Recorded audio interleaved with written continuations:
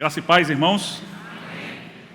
Que alegria, como povo de Deus, nós estamos aqui com o espírito de completa adoração, ouvindo e cantando músicas tão bonitas. Você que está nos visitando hoje, talvez você não saiba que para os batistas, novembro é o mês da música. Mas essa igreja é interessante porque eu já estou aqui há 5 anos, e não muda muita coisa não, Paulinho, em novembro, né? É o ano todo a igreja com a música de ótima qualidade.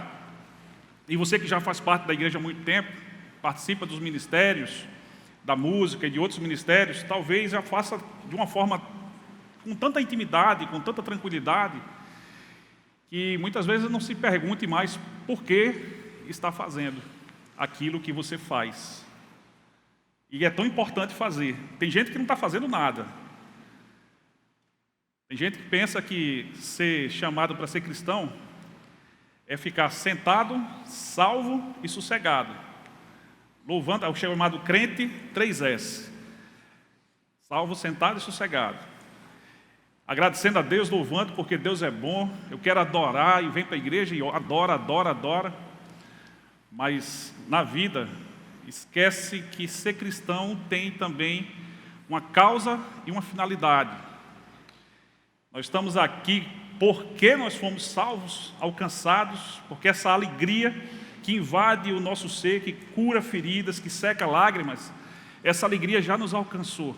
Mas também nós estamos aqui com uma finalidade, que é não somente cantar o nome desse Deus maravilhoso, grandioso, que transformou a minha vida e a vida de tantos, mas também fazer com que outras pessoas conheçam o nome desse Deus maravilhoso. Amém? Isso é mentalidade missionária. Nós estamos falando aqui nesse mês intencionalmente sobre discipulado, e discipulado tem tudo a ver com missão.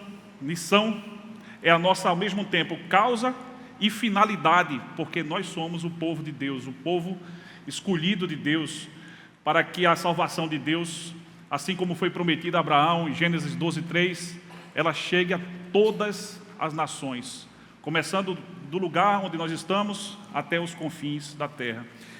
Por conta disso, eu queria que você abrisse sua Bíblia. A gente vai meditar sobre mentalidade missionária a partir do texto muito conhecido que se encontra no Evangelho de João, no capítulo 4.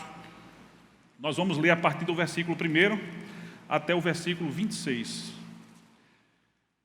João 4, do 1 ao 26.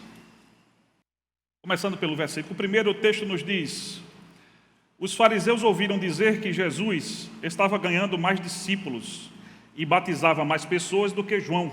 De fato, não era Jesus quem batizava, e sim os seus discípulos. Quando Jesus ficou sabendo disso, saiu da Judeia, voltou para a Galileia. No caminho, ele tinha de passar pela região da Samaria. Ele chegou a uma cidade da Samaria chamada Sicar, que fica perto das terras que Jacó tinha dado a seu filho José. Ali ficava o poço de Jacó. Era mais ou menos meio-dia, quando Jesus, cansado da viagem, sentou-se perto do poço. Uma mulher samaritana veio tirar água, e Jesus lhe disse: por favor, me dê um pouco de água. Os discípulos de Jesus tinham ido até a cidade comprar comida. A mulher respondeu: o Senhor é judeu e eu sou samaritana. Então, como é que o Senhor me pede água? Ela disse isso porque os judeus não se dão bem com os samaritanos. Então Jesus disse: se você soubesse o que Deus pode dar e quem é que está lhe pedindo água, você pediria e ele lhe daria a água da vida. Ela respondeu: o Senhor não tem balde para tirar água e o poço é fundo. Como é que vai conseguir essa água da vida? Nosso antepassado Jacó nos deu este poço. Ele e os seus filhos e os seus animais beberam água daqui. Será que o Senhor é mais importante do que Jacó? Então Jesus disse: quem beber desta água terá sede de novo, mas a pessoa que beber da água que eu lhe der nunca mais terá sede, porque a água que eu lhe der se tornará nela uma fonte de água que jorrará para a vida eterna. Então a mulher pediu: por favor, me dê dessa água, assim eu nunca mais terei sede e não precisarei mais vir aqui buscar água. Vá chamar seu marido e volte aqui, ordenou Jesus. Eu não tenho marido, respondeu a mulher. Então Jesus disse: você está certa ao dizer que não tem marido, pois já teve 5, e este que você tem agora não é de fato seu marido. Sim, você falou a verdade. A mulher respondeu: agora eu sei que o Senhor é um profeta. Os nossos antepassados adoraram a Deus neste monte, mas vocês judeus dizem que Jerusalém é o lugar onde devemos adorá-lo. Jesus disse: mulher, creia no que eu digo, chegará o tempo em que ninguém vai adorar a Deus neste monte ou em Jerusalém. Vocês, samaritanos, não sabem o que adoram, mas nós sabemos o que adoramos, porque a salvação vem dos judeus. Mas virá o tempo, e de fato já chegou, em que os verdadeiros adoradores vão adorar o Pai em espírito e em verdade, pois são esses que o Pai quer que o adorem. Deus é espírito, e por isso os que o adoram devem adorá-lo em espírito e em verdade. A mulher respondeu: eu sei que o Messias, chamado Cristo, tem de vir, e quando ele vier, vai explicar tudo para nós. Então Jesus afirmou: pois eu, que estou falando com você, sou o Messias. A minha leitura foi na Nova Tradução, na linguagem de hoje, é um pouco diferente da sua. Feche seus olhos, vamos orar. Meu Deus, graças te damos pela sua palavra, pela consciência que nós temos da tua missão, do privilégio que temos, meu Deus, de nos juntarmos ao Senhor, para fazer, Deus, com que Jesus seja conhecido do local onde vivemos até os confins da terra, Senhor. Muito obrigado pela tua salvação, pela tua graça, que nos alcançou, não porque merecêssemos, graça é justamente por isso, mas porque o Senhor nos ama e o Senhor nos deu a oportunidade de entregarmos as nossas vidas a Jesus. E a partir disso, Deus, eu te peço uma nova mentalidade missionária para o teu povo, para a Igreja Batista Emanuel, para a minha vida. Nos dá, Senhor, a visão das pessoas que precisam conhecer mais de Jesus, precisam saber quem Ele é, precisam entender da importância de um relacionamento verdadeiro com Ele e com o Senhor, e assim serem também conhecidos plenamente e conhecerem plenamente ao Senhor. Abençoe, meu Deus, a ministração da Tua Palavra, pela instrumentalidade da minha vida. Perdão, Senhor, pelos meus pecados, e que Teu Santo Espírito ministre agora aos nossos corações, em nome de Jesus. Jesus, como disse Isaías, no capítulo 49, do 6 ao 8, ele foi chamado para ser aquele que haveria de resgatar, de restaurar o povo de Israel, o único mediador de uma nova aliança, que Jeremias disse que não seria feita mais na carne, mas no íntimo, no coração do ser humano. E esse Jesus, também disse Isaías, seria luz para os gentios. Jesus sabia muito bem que a salvação era a sua missão e que essa missão começava em Israel, mas que ela iria até os confins da terra. Samaria era uma das regiões mais próximas de Jerusalém.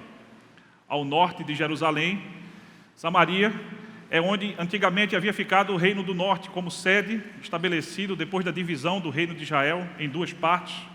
As 10 tribos do norte ficaram com a capital ali na região da Samaria, e as 2 tribos e meia do sul ficaram, então, em Jerusalém. E por conta da história daquele povo, da forma como o reino foi dividido, da história de Israel, de uma forma geral, nós não vamos entrar em detalhes, o fato é que os israelitas foram levados para terras distantes e outras pessoas vieram morar naquelas terras antes ocupadas pelo Reino do Norte, e daquela mistura nasceu um povo chamado samaritanos, vizinhos do novo Israel que existia ao tempo de Jesus. E a verdade é que os judeus não se davam bem com os samaritanos. É interessante que o texto nos diga que na viagem de Jerusalém para Galiléia, Jesus tinha de passar pela Samaria, porque geograficamente não era obrigatório que Jesus passasse pela Samaria. Aliás, a maioria dos missionários, dos judeus daquele tempo, quando ia para Galiléia, eles passavam por Pérea, faziam uma curva, justamente para não passar pela Samaria, simplesmente pelo fato de que o judeu odiava o samaritano, e essa falta de admiração ela era recíproca. Os samaritanos também não gostavam dos judeus. Tanto assim que mais na frente, Jesus vai pedir pousada numa aldeia da Samaria, e eles se recusam a dar pousada para Jesus numa determinada aldeia, justamente pelo fato de Jesus ser judeu. Veja que confusão, né? Um povo chamado, Israel, foi chamado para ser sal e luz para as nações, para ser a luz das nações. Israel odiava as pessoas mais próximas que ele precisava alcançar para fazer esse Deus conhecido. E esse ódio era recíproco. Nesse tempo, havia um sistema religioso em Israel, dominado basicamente por duas seitas, a seita dos saduceus, que eram os principais, que dominavam politicamente o sinédrio, e os fariseus, que se achavam. Os fariseus tinham a consciência, na sua própria avaliação, de que eles eram verdadeiramente missionários. Jesus censurava a religiosidade daqueles supostos missionários. E em Mateus 23, no versículo 15, Jesus chega a dizer que eles eram capazes de andar muitos caminhos longos, andar mares, para trazer pessoas para a sua religião. O nome disso é proselitismo. E ele disse, quando vocês fazem um prosélito, ou seja, uma pessoa que aderiu ao judaísmo, vocês o tornam 2 vezes mais merecedores do inferno do que vocês mesmos. Porque vocês são cegos guiando cegos. Os fariseus faziam missão sem discernimento. Eles não conheciam verdadeiramente a Deus. Embora eles tivessem uma estrutura missionária, embora eles tivessem até um coração missionário, aquilo que eles faziam era sem discernimento. E ao mesmo tempo, e por isso, era feito também com muita hipocrisia. Era feito sem uma sinceridade verdadeira de quem deseja fazer Deus conhecido, porque conhece. Uma das provas desse argumento é que no início do texto que nós lemos, no versículo 1 e no versículo 2, nós percebemos um certo burburinho, uma certa fofoca dos fariseus, comparando a obra que Jesus estava fazendo com a obra que João Batista havia feito e estava fazendo. Então eles começam, o texto não dá muita informação, mas o que parece claro é que eles estão meio que querendo semear uma certa rivalidade entre os discípulos de Jesus e os discípulos de João Batista, quando eles começam a fazer comparações de quem é que estava batizando mais. É interessante como no empreendimento missionário, às vezes a gente se preocupa com números. E essa parece ser uma preocupação dos fariseus. Não que os números não tenham valor, mas os números no reino de Deus, eles são porque o Espírito de Deus providencia. Intencionalmente, a gente pode se aproximar das pessoas, mas o resultado de transformação de mente, e isso vai gerar números de conversões, números de batismos, números de vidas rendidas ao altar do Senhor, à vontade de Deus. Isso é o Espírito Santo que vai produzir a partir do momento que a pessoa entende quem ela é, quem é Jesus e qual é a causa e a finalidade desse entendimento. Jesus, quando escuta falar daquele burburinho, ele não quer perder tempo com isso. Jesus, ele era o Filho de Deus, mas ele não precisava se exaltar sobre João Batista, porque a obra que ele fazia era levar as pessoas ao conhecimento de Deus e dele mesmo.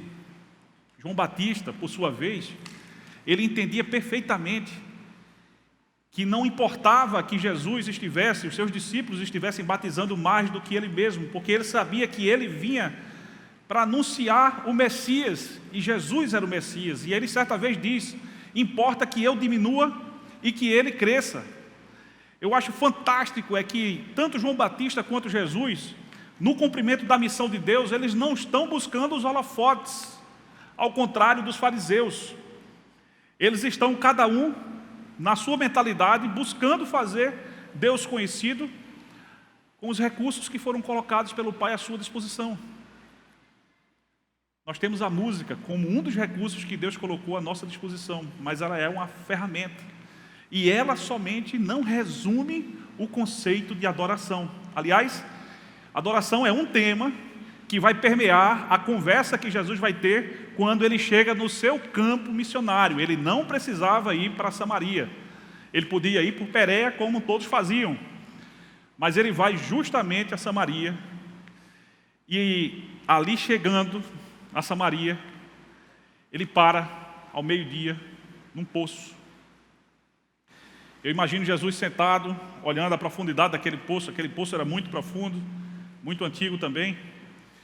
E ele não tinha balde, fica claro isso na conversa que ele vai ter com a mulher samaritana. E aí chega uma mulher ao meio-dia, sozinha, com um balde, que era justamente o que ele precisava para matar a sua sede. Jesus faz um pedido simples. Ele se aproxima da mulher, ou ele dirige a palavra para ela e diz: me dá um pouco de água. O interessante é que aquela pergunta, aquele pedido, melhor dizendo, é intrigante.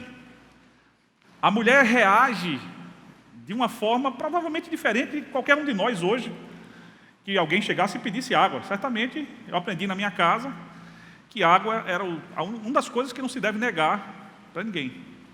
Sempre que alguém pedia água lá na frente, minha mãe ensinou a gente a ir lá dentro, pegar a água da geladeira e levar para a pessoa.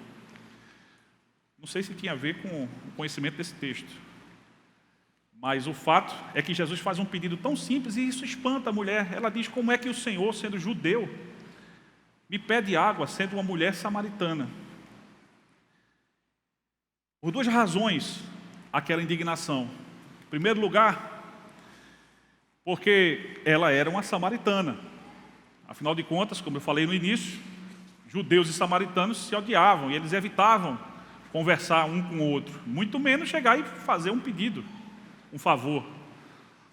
A segunda razão é que ela era mulher. Não era muito comum judeus estarem se dirigindo solitariamente, né? Um homem e uma mulher. E aquilo pareceu estranho, duplamente estranho para aquela mulher, que ele fosse um homem judeu e estivesse conversando com uma mulher samaritana. Jesus não parece se importar tanto com essas convenções sociais, com esses problemas que inquietavam aquela mulher. E ele começa fazendo uma afirmação interessantíssima, quando ele diz que era necessário, em algumas versões você vai ler: se você conhecesse o dom de Deus e quem é que está lhe pedindo, você me pediria água, e a água que eu lhe daria, ela saciaria para sempre a sua sede. E a mulher, agora ela fica mais impressionada com aquela afirmação, porque os dois estavam numa região desértica. Ela estava ao meio-dia buscando saciar uma necessidade básica de todo ser humano, a sua sede. É interessante que ela estivesse com o sol a pino, sozinha, indo buscar aquela água, porque aquela mulher era uma mulher, esses elementos mostram que ela era uma mulher marginalizada. Aquela mulher vivia num relacionamento que não era um relacionamento de casamento. Ela já tinha tido 5 maridos, agora estava no 6º relacionamento. E talvez por isso, ou por outras informações sobre a própria vida dela que o texto não nos dá, certamente ir buscar água naquele horário sozinha é um sinal, é um indicativo de que ela estivesse à margem da sociedade e que estivesse indo buscar saciar a sua necessidade, meio que na escondida, à surdina, para que não fosse vista pelos demais. Talvez por isso ainda maior o seu espanto, porque Jesus começa a usar daquele elemento simples, necessidade para todo ser humano, para falar da maior necessidade que todo ser humano, independentemente de credo, de cor, de gênero, que todo ser humano possui. É a sua necessidade de salvação. Amém? E Jesus começa a falar sobre salvação, utilizando o elemento da água, para falar para aquela mulher que aquela mulher tinha uma sede que somente Ele era capaz de saciar. Mas que se Ele saciasse a sede dela, se ela pedisse isso, essa sede seria saciada para sempre. Isso me faz lembrar que o salmista escreveu no Salmo 42 e no 43, na verdade os dois são um só. Assim como a corça anseia por águas correntes, o meu coração tem sede de Ti, ó Deus. Aquela mulher tinha uma sede de Deus, do tamanho que apenas Jesus era capaz de preencher. E ela começa a perceber isso. A conversa vai dando alguns indicativos de que ela estava começando a entender que não estava conversando com alguém qualquer, um ser humano qualquer, um homem qualquer. De início, ela fica tão impressionada com Jesus e com o que ele dizia, que ela começa a fazer comparações. Vejam como os fariseus faziam comparações, e Jesus parte de Jerusalém para Galiléia, passando por Samaria, justamente por conta daquelas comparações que não levavam ninguém ao reino de Deus. Aquela mulher também está fazendo comparações, começa a comparar Jesus com Jacó.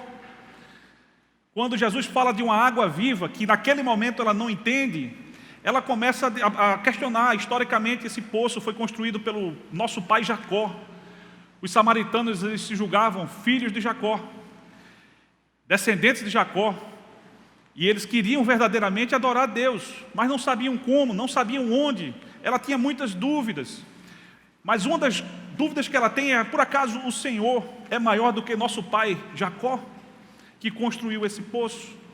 E com as respostas que Jesus vai dando, aquela mulher vai entendendo que ela não estava falando com alguém qualquer. Ele não era somente um homem, embora ele fosse realmente homem, mas ele era o Filho de Deus, o Messias prometido.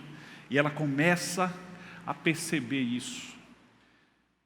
O Evangelho de João, ele principia falando de Jesus em paralelo com o Gênesis, na criação, citando Gênesis, quando ele diz que Jesus, ele era o Logos de Deus, ele era o princípio, a razão de todas as coisas. Ele estava com Deus durante a criação. Todas as coisas foram feitas por Ele, por meio dEle, e sem Ele, nada do que existe seria feito, como está em João 1:3. Ela estava perguntando se ele era maior do que Jacó, mas ela estava conversando com o autor, qual autor da criação? Aquele que foi definido, que foi escolhido por Deus para ser o resgatador, o restaurador de Israel, o mediador da nova aliança, e luz para os gentios, aquele que seria luz para o mundo, aquele que João diz que veio para ser luz para os seus, em primeiro lugar, mas que os seus não o aceitaram, os seus o rejeitaram. E é por isso que a salvação ela vai chegando aos gentios, é por isso que essa salvação nos alcançou. Mas a todos aqueles que o receberam, deu-lhes o poder de serem feitos filhos de Deus, disse João. Aquela mulher está começando a entender essas coisas. E ela diz para Jesus que ela sabia que quando o Messias viesse, eu imagino que ela já tivesse desconfiada de que ele era esse Messias, ele iria ensinar todas as coisas. E Jesus se revela para aquela mulher. O mesmo João, quando fala de vida eterna, no capítulo 17, no versículo 3, ele diz: e a vida eterna é esta, que te conheçam a ti, o único Deus verdadeiro, e a Jesus Cristo, a quem enviaste. Finalmente, aquela conversa chega a um ponto em que aquela mulher começa a conhecer a Jesus. Na crença samaritana de que o Messias seria um profeta, ela diz: vejo que és profeta, e começa a pedir esclarecimentos a Jesus sobre questões essenciais sobre adoração. E esse ponto é decisivo para essa conversa, e é justamente nesse ponto que nós devemos estar mais atentos, já caminhando para o final dessa mensagem. Jesus vai falar para aquela mulher sobre adoração,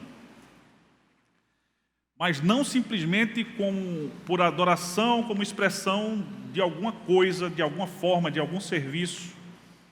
Todos os serviços que nós podemos fazer a Deus, eles estão num contexto da obra do Senhor, que foi feita por causa da missão.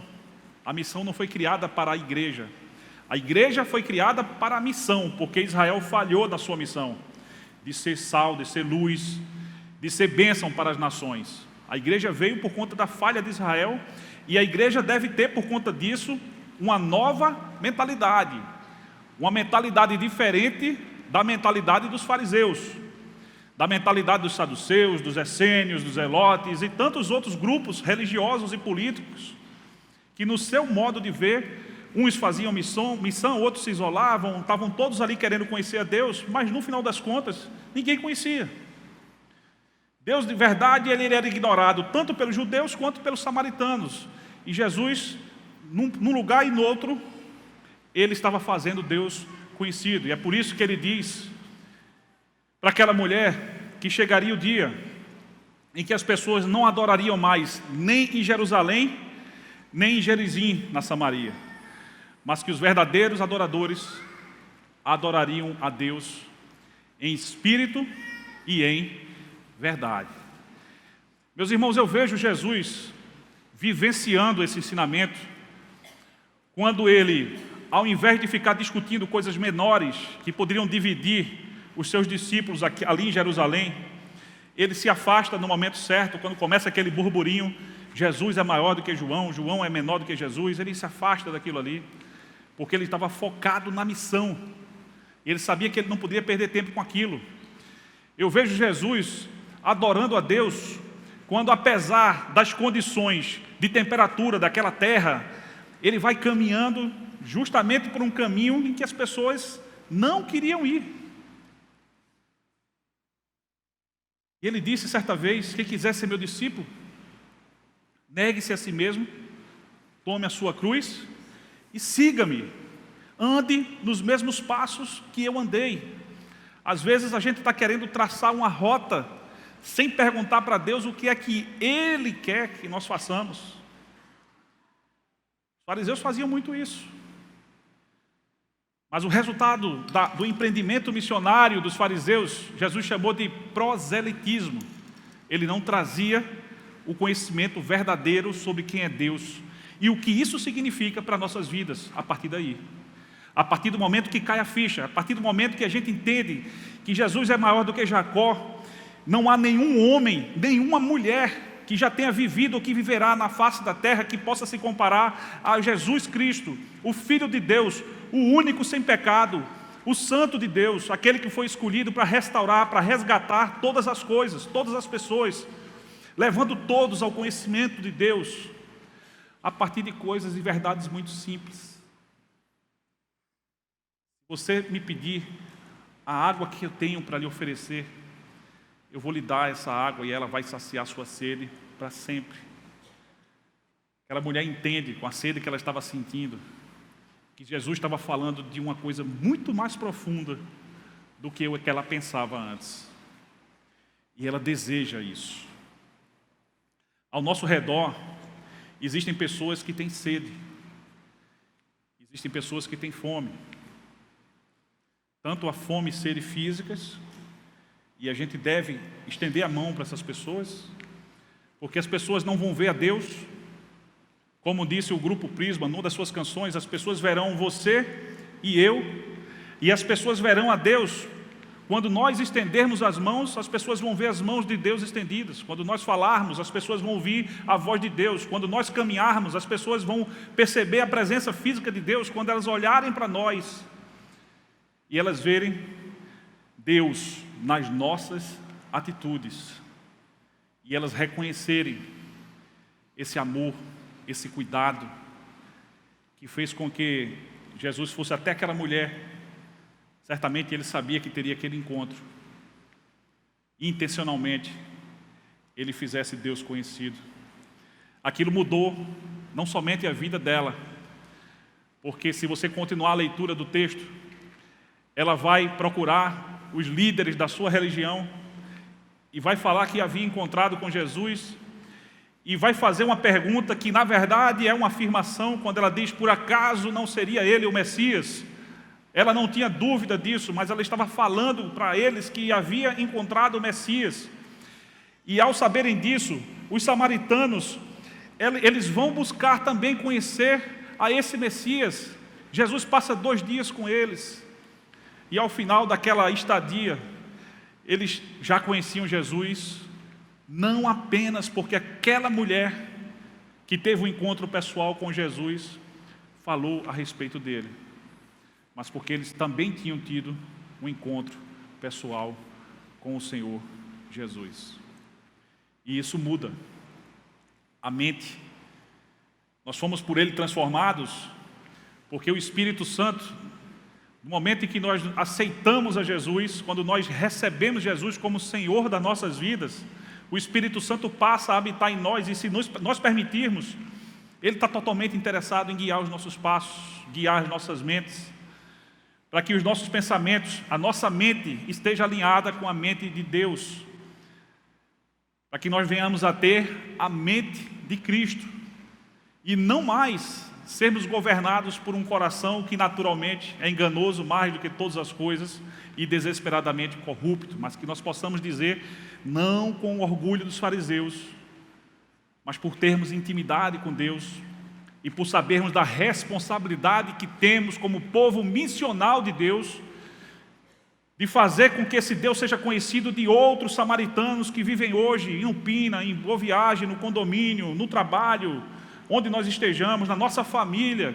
onde é tão difícil muitas vezes evangelizar a própria família. Jesus disse que nenhum profeta seria reconhecido na sua própria casa. Às vezes a família é um campo missionário tão difícil, e às vezes a gente quer correr, às vezes a gente quer fugir, a gente quer ir por um outro caminho. Mas quando a gente vê Jesus fazendo o caminho que Deus escolheu para ele, a gente deve ter humildade de orar e pedir ao Senhor: Senhor, me dá a direção. Amém? Senhor, me dá coragem. Me dá, Senhor, a simplicidade, o discernimento que Jesus tinha e que os fariseus e os samaritanos não tinham. Me dá, Senhor, a verdade, para que a nossa adoração ela seja um fruto, como disse Jesus em Mateus 7, de sermos verdadeiramente conectados a Cristo. Não apenas dizermos que somos crentes em Jesus, mas porque estamos verdadeiramente conectados, que a nossa vida ela seja um celeiro de frutos, e que as pessoas possam, pouco a pouco, conhecer mais a respeito do Deus a que a gente serve. Eu acho tão engraçado, pastor Alberto, lá em casa, houve uma época que eu não queria empregada crente, porque alguns que passaram lá por casa deram um prejuízo grande. E aí eu comecei a não querer mais empregadas crentes. Começaram a chegar empregadas não crentes. E eu, no princípio, eu ficava um pouco... Eu estou chamando de empregada, não, sem preocupação com o politicamente correto, era uma funcionária. Sem nenhum demérito por conta disso, eu também sou empregado. E, aos poucos, foram chegando empregadas não crentes, funcionárias não crentes. Inicialmente, eu um pouco preocupado com isso, mas aí foram se convertendo.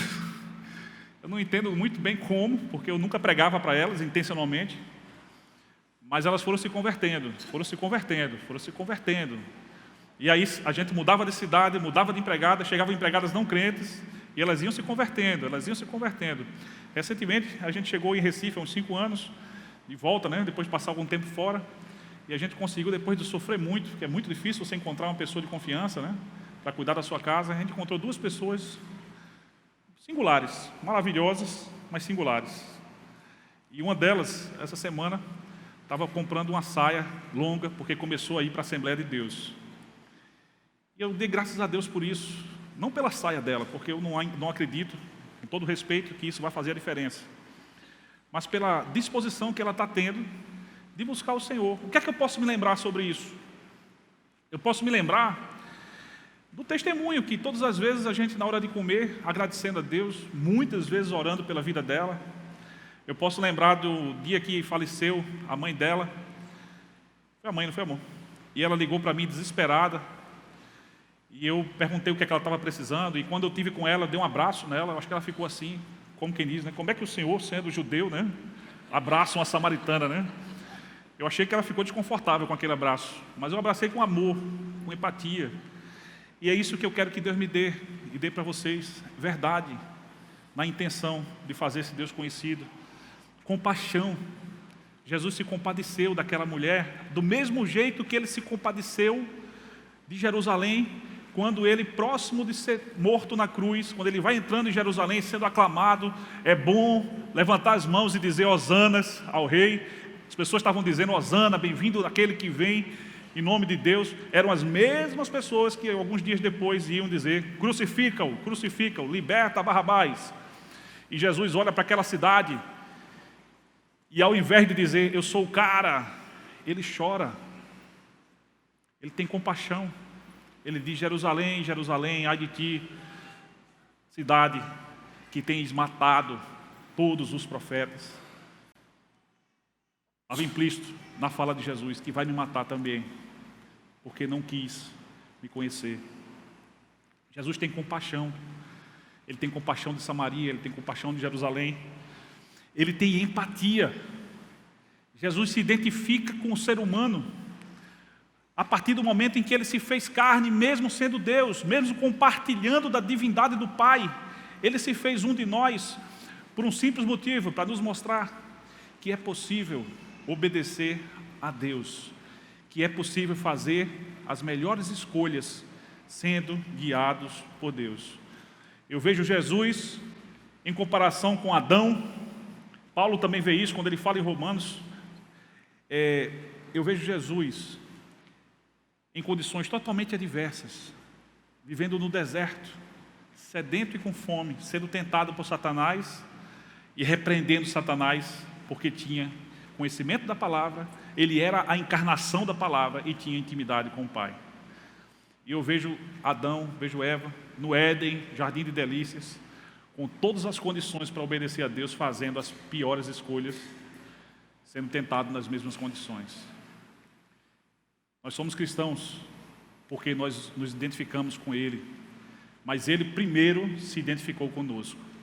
Ele teve misericórdia, Ele teve compaixão, Ele teve empatia, Ele teve verdade, Ele teve simplicidade, Ele teve compromisso com a missão de Deus de nos alcançar, de transformar as nossas vidas.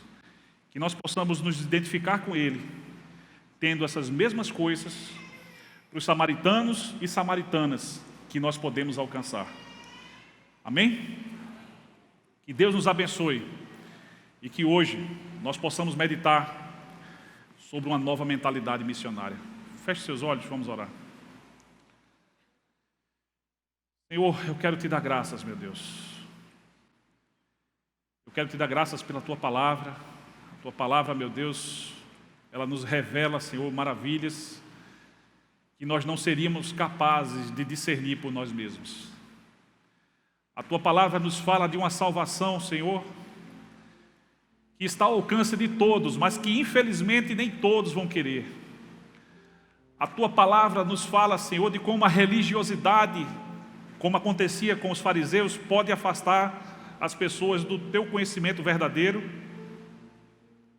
do conhecimento de Cristo, da prática das virtudes de um espírito transformado, Senhor. Nós não queremos trazer pessoas para a nossa igreja, Senhor. Eu creio que é o Senhor que acrescenta membros às igrejas para fazer uma obra que te pertence. Mas nós queremos que o Senhor seja conhecido, Senhor. Nós queremos também te conhecer mais. Nós queremos te fazer perguntas para necessidades vitais que nós temos, Senhor, e queremos ter os ouvidos atentos, ter o discernimento que aquela mulher passou a ter quando o Senhor falar conosco. Nós queremos, meu Deus, cooperar com o Teu Santo Espírito para que essa obra que foi iniciada pelo Senhor, continuada por Jesus e é feita até hoje pelo Espírito Santo, para que nós possamos dar continuidade a essa obra unidos ao Teu Espírito. Que nós possamos ter a mente realmente transformada, meu Deus. Que nós possamos viver para Te adorar, Senhor.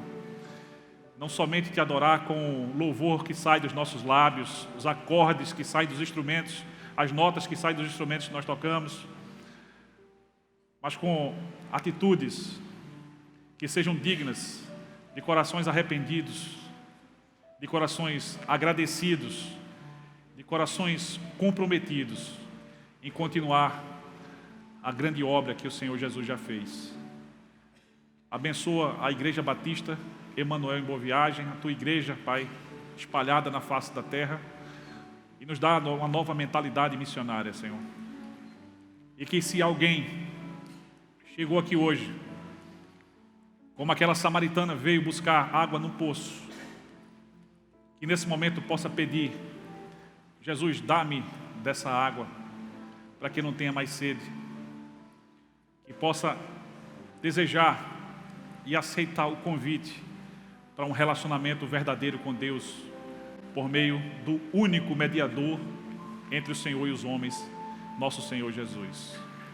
Amém.